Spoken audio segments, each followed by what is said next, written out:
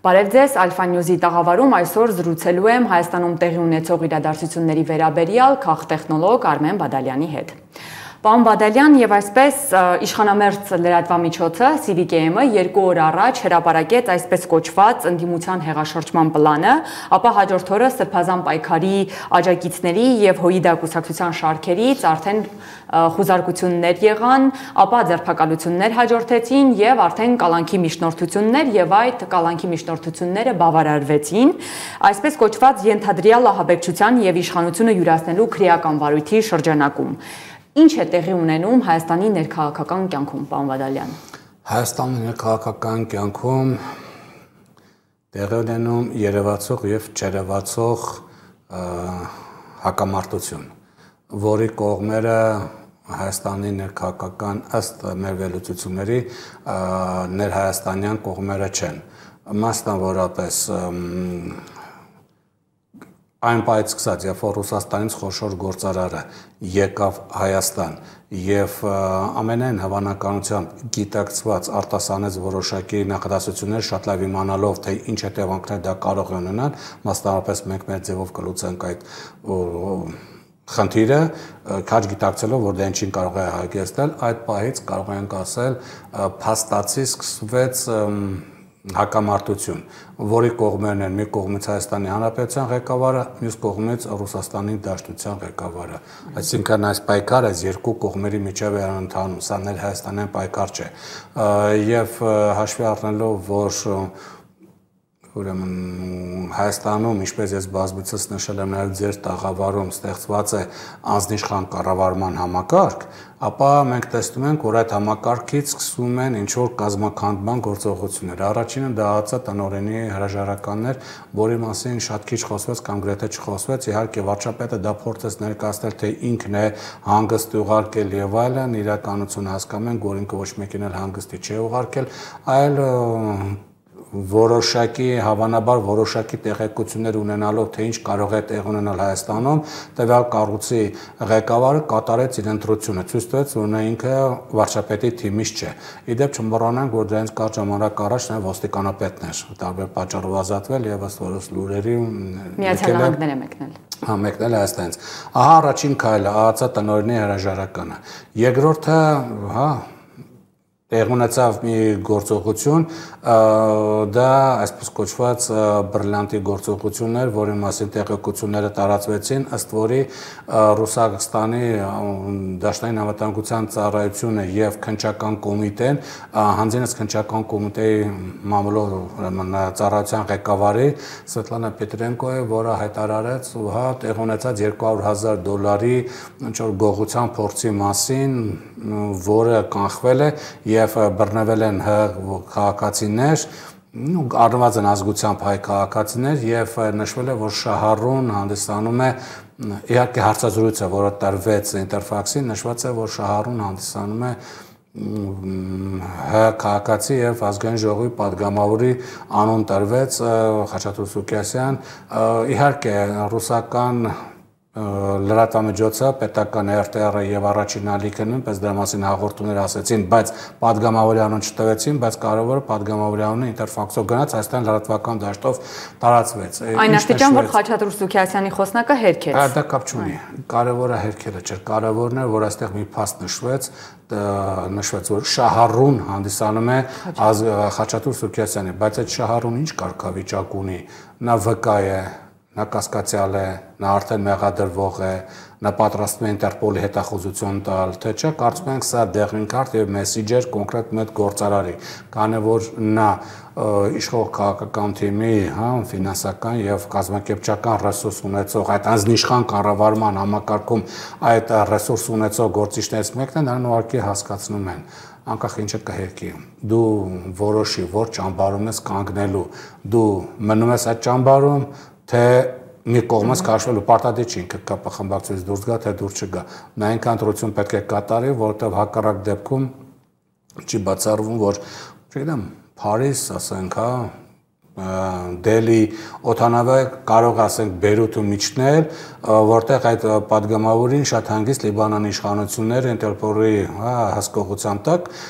կամ Ռուսաստանի Դաշնության կողմից ստացված միջնորդության վրա կալանավորեն եւ տանեն համապատասխան վայր։ Այսինքն մենք սա երկրորդ օրը մեսիջն է եւ ի պատասխան ուրեմն այդ գործողությունների տեղ ունեցավ այսպես կոչված այդ պլանը, որ շատ պրիմիտիվ ձևով կազմված շատ ցածր մակարդակի փյարշիկի կողմից կազմված այդ հեղաշրջման պլանի հրապարակումը եւ գործողությունների իրականացումը։ Այսինքն մենք տեսնում ենք մի գործողություն, նաև մենք դա տեսնում ենք ռուսական լրատվամիջոցներով, երբ որ դուք ուշադրություն դարձնեք ռուսական առաջին ալիքով եւ RTR-ով, դուք կտեսնեք, որ Հայաստանում տեղի ունեցող գործընթացը արդեն վերջի 2 օրվա լուրերը եթե լսում եք, կտեսնենք, որ այդ լուրերի ներկայացման տոնայնությունը չի տարբերվում Ուկրաինայի վերաբերյալ ներկայացվող լուրերի տոնայնությունից, որտեղ կարևորը ոչ միայն այն է, թե դու ինչ ես ասում, այլև կարևորը ինչ ձևով ես դու ասում։ Եվ կարող ենք ասել, որ սա արդեն բացահայտ հակամարտություն է։ Իդեպ նաև այդ պլանի մեջ, որ դուք հիշատակեցիք, նշված է 2 կառույցի անուն։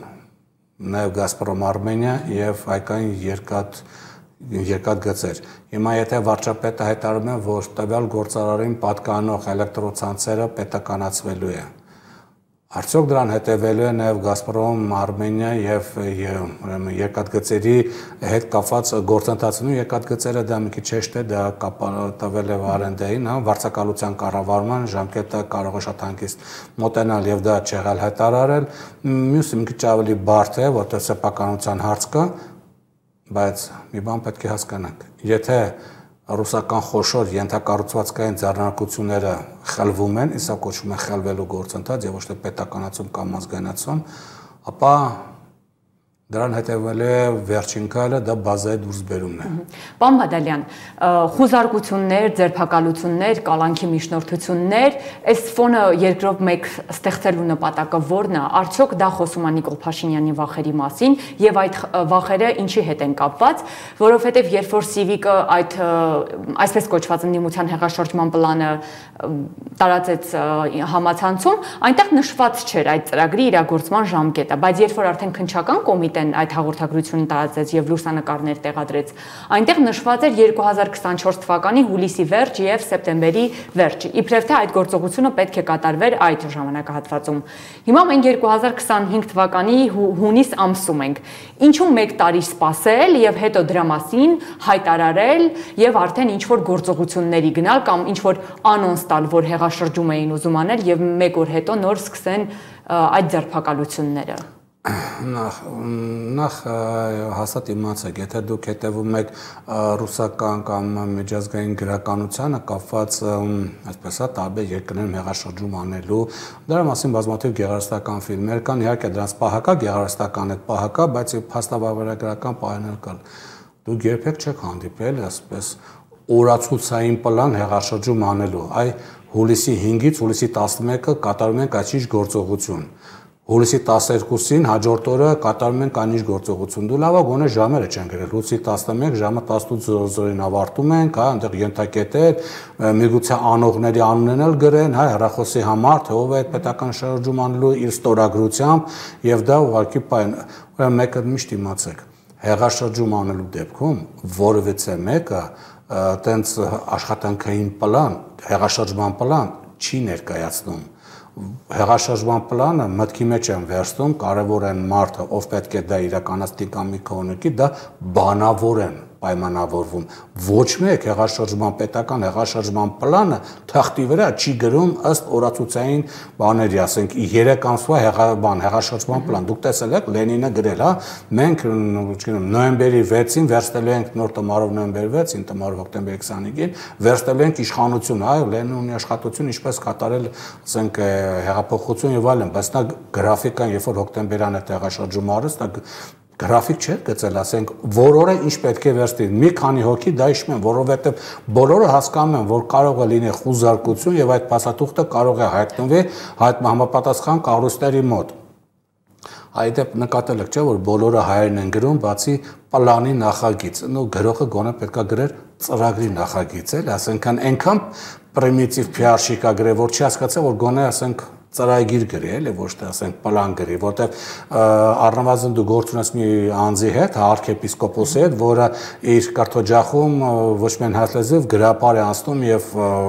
պլան բառը հաստատ չէր օգտագործել։ Պլան բառը հաստատ չէր օգտագործել, գոնե որ այդ PR-շիկը գրել է, գոնե ծրագիր գրել, այդ օրերը չգրել, կամ գիտեք ինչ խորտ կտենք ինքը գներ մի հատ ասենք կինո սցենարիստների մոտ, Հայաստանում կան կինո սցենարիստներ, խնդրել փող վճարել, ասել մի հատ ասենք պետական հեղաշրջման ծրագիր գրեք, այդ ծրագիրը ներկայացնել կամ ավելի լավ որակի գնալ ասենք Ռուսաստան Մոսֆիլմին դիմեր, այնտեղ հայացքի ղեկավար կա Կարեն Շանազարովն է, այնտեղ ղեկավար, հա, դիմեր իրեն, ինքը կհանձնարարել լավ սցենարիստի, իրանք բավականին լավ վճարի դիմաց, լավ սցենարը կգրեն, բավականին sense հետաքրքիր ոչ թե sense ասենք էժան PR-շիկի ծրագիր պիտի գրենք օգոստոսի, հա,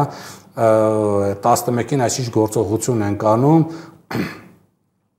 Բավոր այդ գործողությունը օգոստոսի 12-ին հարմար լիներ անել, ինչ-ինչ պատճառներով վերջ, ուրեմն եթե այդ գործողությունը չարեցի 11-ին հաջորդ գործողությունը չէր անելու, այսինքն այնքան պրիմիտիվ որ այս ծրագիրը քննարկել իմաստ չունի, էլի։ Ձեր տպավորությամբ ինչու իշխանությունները դրա մասին այս փուլում բարձրաձայնեցին։ Որովհետև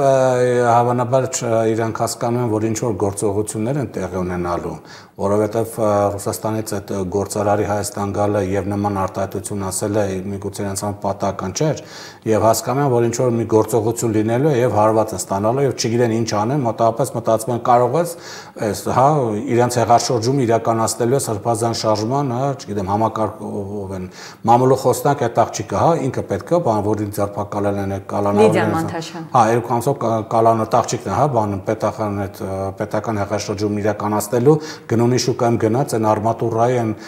ցուցանմուշները ձեռքին պետք է հարցակվի կառավարության շենքի վրա ուղղակի հասկանում են ինչ որ մի բան լինելու է, չգիտեն ինչ ալնելու, ըստ այդմ որոշվել սրանց ձերբակալել, որ տեսեք, հա, մենք ինչ որ նոր հոկտեմբերի 27 ենք բան արել, այնտեղ էլի բացահայտել, հոկտեմբեր կանխել, հոկտեմբերի 27 ազգային ժողովում տեղ ունեցավ, իսկ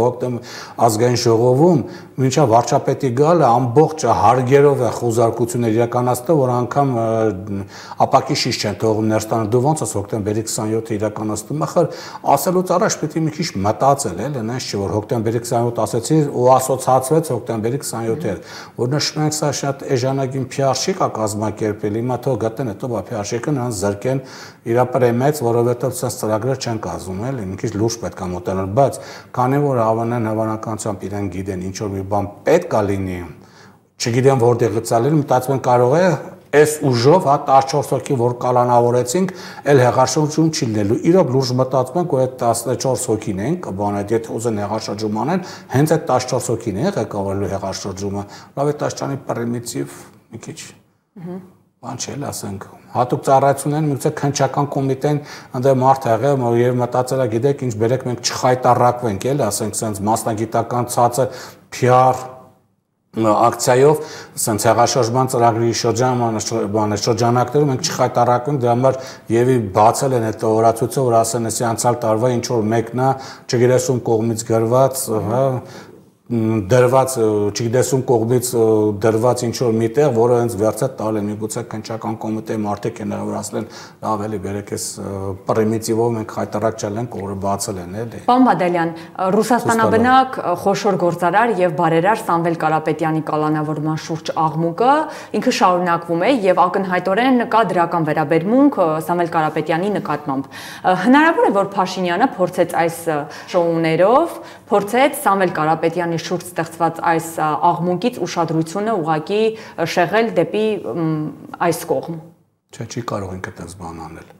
որովհետև խոշոր գործարարը ինքը չի գնում ուղղակի Հայաստան միլիարդատերի դեպ մի բան ասեմ, ինչ ենք նշում, որ սա հայ իշխանություն եւ ՌԴ իշխանության հակամարտություն է, որտեղ տվյալ խոշոր գործարարը միլիարդատեր է, Ռուսաստանում հիմա դուք չեք կարող հենց այնպես միլիարդատեր լինել, դուք պետք է իշխանության կառավարման ոչ թե իշխանական, այլ կառավարման համակարգում որոշակի կարգավիճակ ունենաք, նա ուներ այդ կարգավիճակը, վերջո նրան ճանաչում էր անձամբ, հա, Ռուսաստանի նախ նախագահն եւ նա Ռուսաստանի կառավարման համակարգին ներկայացուցիչը գալով Հայաստան ձերբակալելով Հայաստանի իշխանությունը ոչ թե խոշոր գործարարի են կալանավորել, դրանք Ռուսաստանի կառավարման համակարգում որոշակի կարգավիճակ ունեցող անձին են ձերբակալել, սրանք տարբերություններ են, դու կարող ես լինել խոշոր գործարար, բայց կառավարման համակարգի մեջ չլինել, ասենք լինել հսկողության տակ կառավարման համակարգ կողքի, բայց դուք այդ կառավարման համակարգում տեղ չունենաս, իսկ ինքը տեղ ունի տեղ եւ բավական հայտնի է եւ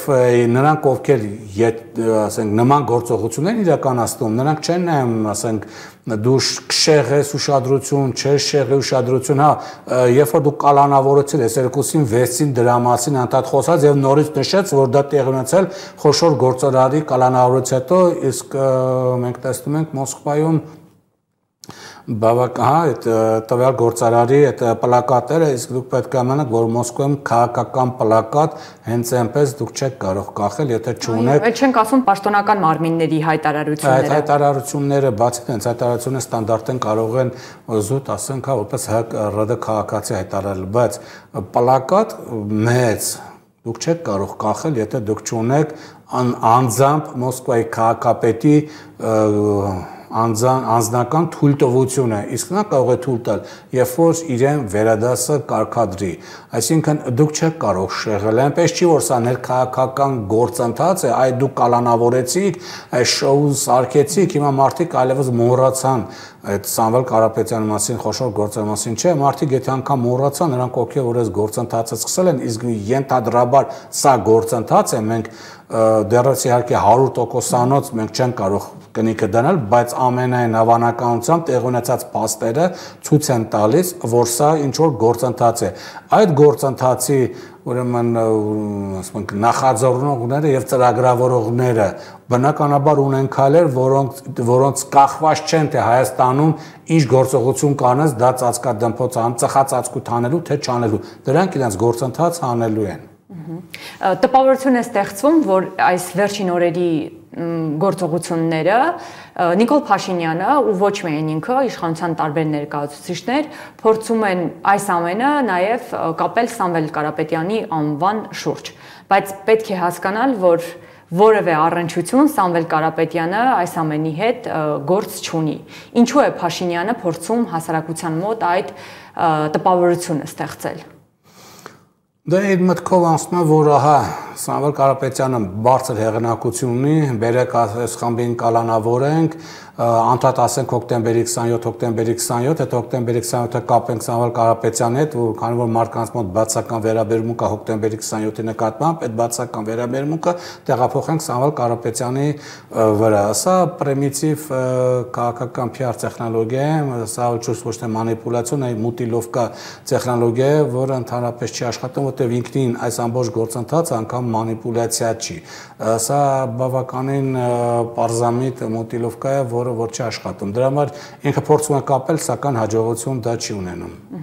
Հիմա իսկ Սամվել Կարապետյանի բանդից հրապարակված նամակների վերաբերյալ ինչ կարծիք ունեք, ձեզ համար ակնհայտ է թե ինչ գործողություններ են ընթանում։ Ակնհայտ է այն, որ Սամվել Կարապետյանից բավականին կարճ ժամանակամիջոցով իշխանությունը կարողանում է սարքել համազգային լիդեր, որովհետև կալանավորել է եւ տենց հա իր ամբողջ հականդրազանգվածին ուղղորդում է դեպի Սամվել Կարապետյան եւ փաստորեն նրանց սարքում է լիդեր, որը կարող է Հայաստանում ժամանակավոր վարչապետ լինել մինչեւ հաջորդ տարվա ընտրություններ, որովհետեւ այդ տեքստերը, որ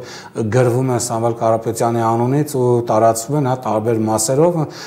տեսանելի է, որ դրանք քաղաքական ուրեմն տեքստ ունեցող գրություններ են, մի բան, որը չէ, ասի թե Սամվել Կարապետյանը նախկինում աչքի է ընկել տենց քաղաքական տեքստեր կազմելով եւ տարածելով, բայց հիմա շատ արագ ձևի իշխանությունների ուրեմն աջակցությամբ նա ստանում է համազգային լիդերի, որովհետեւ նրան աջակցում են նաեւ ուրեմն ոչ միայն Հայաստանում, այլև Սփյուռքում են բավական աջակցում եւ այլն, ինչպես նաեւ եկեղեցուն ու փաստորեն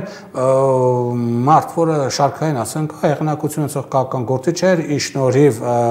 վարչապետի եւ նրա իշխանությունների կողմից իրականացված այս քայլերի շատ արագ ձեռք է բերում համազգային լիդերի կարգավիճակ։ Ստիպում են նրան մտնել քաղաքականության մեջ։ Չեն ստիպում։ նա քաղաքականության մեջ արդեն եկել է որոշակի ծրագրով։ Այնպես չի, որ նա իր ամանիշով բան ասեց, զորով քաշում են, ասում, սա արդեն հակամարտություն է, Հայաստանի իշխանություն, ՌԴ իշխանությունը, որտեղ Ռուսաստանը մի բան շատ լավ հասկանում է ըստ ինձ, որ եթե որևէ քայլեր չձեռնարկի, հայ իշխանությունները էլեկտրոցանցերը պետականացնելուց հետո անցնել են հայ Գազպրոմ Արմենիային, երկաթգծին, ռուսական, ասենք ենթակառուցվածքային կապիտալը դուրս է մղվելու եւ հետո դուրս է մղվելու ռուսական ռազմական բազան, իսկ դա նշանակում է, որ Ռուսաստանը ամբողջովին կորցնում է ոչ միայն Հայաստանը, այլև Հարավային Կովկասը, որտեղ Հարավային Կովկասում երկու տեղ կա, դա Հայաստանում է ռազմական բազան եւ Հարավային Օսեթիայում է, որը իհարկե Վրաստանը իրան է համարում, Ռուսաստանը անկախ է համարում, բայց Հայաստանում ռազմական ներկայության կորուստը դա քաղաքական հարված կլինի ռուսական կողմին եւ հետո վերադառնալը շատ դժվար կլինի։ Դրա համար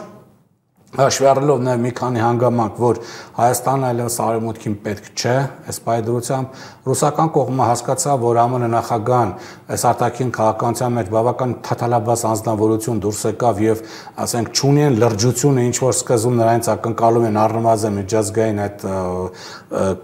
հարաբերություններում մի ուրիշ բան է, իր տնտեսական քաղաքականությունը Ամերիկայի նախագահի դա ընդունելի քաղաքականություն է, այնտեղ Ամերիկայում բավական լավ են վերաբերում այդ քաղաքականությանը, տնտեսական քաղաքականությանը, բայց միջազգային հարաբերություններում ռուս-ուկրաինականում տեսան, որ Ամերիկան ոչինչ չի կարողանում անել, իսրայելա-իրանականում իհարկե իր արածը ոչ մի բան էր ամեն դեպքում, բայց Հարավային Կովկասում էլ ոնց որ թե ազդեցություն չունի, իհարկե Միջին Ասիայում ինչ որ խնդիրներ կա, Գրենլանդիան չի ստացվում, այսինքն ինքն լրջություն այլևս չունի, Եվրոմիությունը ինչ որ կշիռ չունի, այդ իսկ պատճառով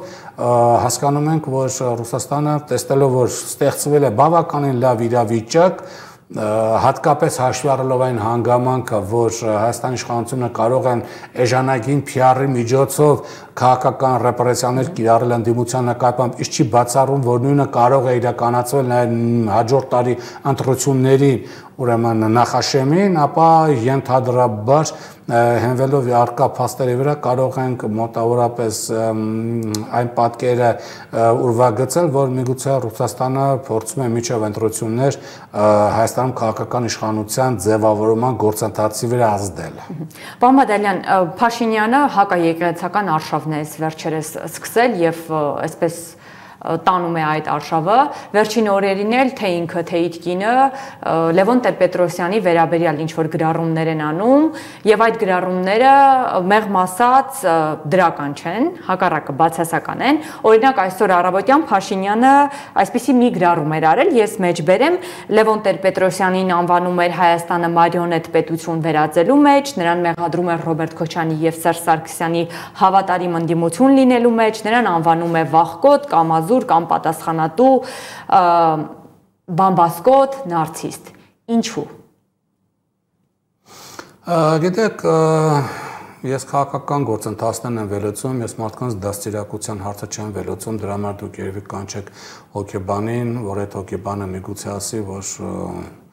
որոշ դեպքերում մարդիկ ուղղակի ուրիշների մեջ, երբ որ նայում են, միգուցե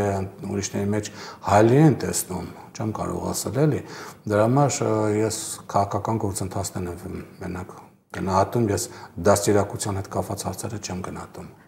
Դա միայն դաստիարակության հետ կապված է, որովհետև շատերն օրինակ հիշեցնում են, որ իրենք ունեն նախկինում ընդհանուր քաղաքական անցյալ, հիմա ստացվում է, որ երբ որ ասում են դաստիարակություն, նկատում են քաղաքական կուլտուրան լայն համատեքստում, որի մեջ նաև շատ հարցեր կան, եւ դաստիարակություն կա, եւ հոգեբանական շահվածության հարց կա, եւ ինչ որ ֆոբիաների հարց կա, դա հոգեբանին ա ճիշտ կարող է ուղղել այդ հարցերը, հոգեբանը ճիշտ կպատասխանի։ Եվ ինչ եք կարծում, քանի որ Փաշինյանի թիմակիցներում կան մարդիկ, որոնք նախկինում Հայ ազգային կոնգրեսի ներկայացուցիչներ էին, համենայն դեպս կարող եմ ասել աջակիցներ էին, նրանք համարձակություն կունենան Նիկոլ Փաշինյանի հետ այս գրառման վերաբերյալ ինչ որ խոսակցություն ունենալ, թե ինչպես մինչև հիմա եղած բոլոր դեպքերում են լուր կմնան։ Գիտեք, շատ դեպքերում Հայաստանում, երբ որ մարդիկ արդեն փողատեր են դառնում, այնքան շուտ են մոռանում, ասենք իրենցով լինելը տվյալ բան եւ իրանց թվում է, որ մի 100 տարի այդպես կարգավիճակ են ունենալու։ եւ երբ որ կարգավիճակը փոխվում է, անմիջապես հիշում են եւ նախկին անցյալը, եւ սկսում են շատ դեպքերում ամեն ինչ ուրիշ ձևով նայել, եւ շատ դեպքերում վազելով գրում են ներողություն են խնդրում։ Հայաստանում ուղղակի կան որոշակի իշխող թիմի մեջ կան որոշ թվով մարդիկ, որոնք գիտեն, որ իրանք մահապարտներ են, որ իրանք ներում չի լինելու, որ իրանք դատվելու են շատ արարքներ անելու համար։ Բայց կան մարդիկ, որոնք հասկանում են, որ իրանք ընդամենը պրեմիա ստացել եւ կողմ են քվեարկել այս կամ այն օրենքներին, բայց մեծ իմաստով նրանք ինչ որ հանցանք որպես այդպեսին չեն կատարել, դա համար նրանք ուղղակի լռում են։ Այստեղ կարևորը չի ով ինչ է խոսում, կարևորը ով ինչ չի խոսում։ Դա պետք է ուշադրություն դարձնել, ով չի խոսում, ինչ չի խոսում։ Իհարկե, տեսնում ենք, որ շատ դեպքերում, իշխող կանուժը ձգտում է, կանանց ղեկավարը ձգտում է, որ հնարավորինս շատ հիմնակիցներ են գրկի այդ միջև վերջ, ասում ենք, կամուրջները այլերու քաղաքականության մեջ, բայց ոնց որ թե չի աջողվում, որովհետև երբ որ ԱԱԾ-ի ղեկավարն է հրաժարվում իր ուրեմն հրահանգը կատարելու եւ իր դիմումի համաձայն ազատվում է աշխատանքից անկախ վարչապետի ինչ կասի։ Ուրեմն դա նշանակում է, որ իշխանական այս ամբողջ բուրգում ճաքը տվել է։ Իսկ այդ ճաքը նաեւ տարբեր ձևով է արտահայտվում։ Շատ դեպքերում նաեւ վարչապետի կոչերին եւ նա դիմումներին չմիանալուն է չմիանալն է ճաքերի արտահայտման ձևերից մեկը։ Ես ճիշտ հասկացա, որ հիմա դուք ասում եք, որ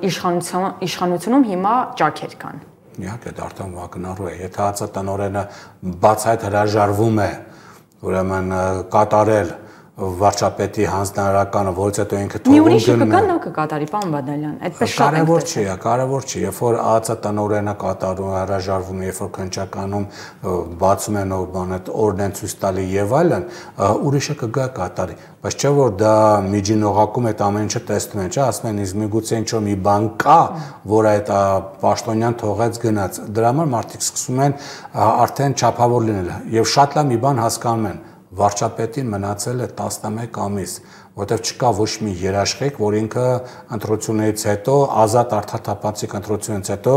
ինքը կմնա որպես վարչապետ։ Եվ շատ դեպքերում այս ինչ որ տեղի ունենում, այսա շոու ձերբակալություններ, դեպ մեսիջը նաև շատ աշխարհակական կենտրոններին, որ հույս չունենաք, թե միգուցե նաև այդպես կարող ենք անցնել, որ հույս չունենաք, որ ընտրությունները դուք կարող եք իշխանությունը վերցնել։ Միգուցե այդպես էլ կարող ենք հասկանալ, չեմ կարող ասել։ Շնորհակալ եմ։ Խնդրեմ։